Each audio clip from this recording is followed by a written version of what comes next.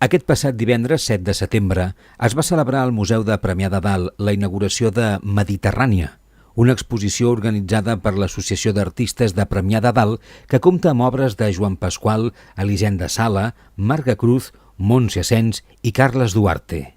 No, soc part interessada en el sentit de que formo part de l'Associació d'Artistes de Premià de Dalt amb la secció de fotografia, que ara a poc doncs, va agafant més i més empenta i fa relativament poc temps que formo part, però realment hi ha moltes activitats i em sento molt content d'haver pres la decisió de formar part d'aquest col·lectiu.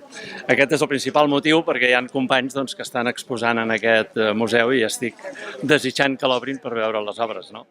L'exposició, que estarà disponible fins al proper diumenge 30 de setembre, és una mostra de la complexitat i la diversitat de l'art que es pot transmetre a través de la pintura, l'escultura, la fotografia o fins i tot la poesia. És una exposició que trobo que té un llenguatge entre pintura, poesia i escultura que s'entén molt bé. És un llenguatge molt bonic i molt interessant alhora. I en alguns moments frapa. Prop de 70 persones es van apropar fins a Can Figueres per donar la benvinguda a les diferents obres exposades que tenen com a punt en comú la mar, com diu el seu nom, la Mediterrània, al mig de la terra, o pont que tantes i tantes sensacions i emocions provoca.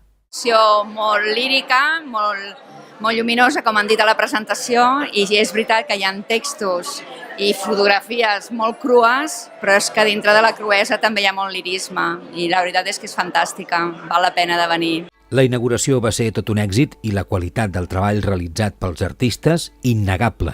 A més, els assistents també van poder gaudir d'un petit concert a càrrec d'un grup local que va posar la cirereta a una jornada cultural excel·lent a Premià de Dalt. No és això, companys, no és això, ni paraules de pau, un carró.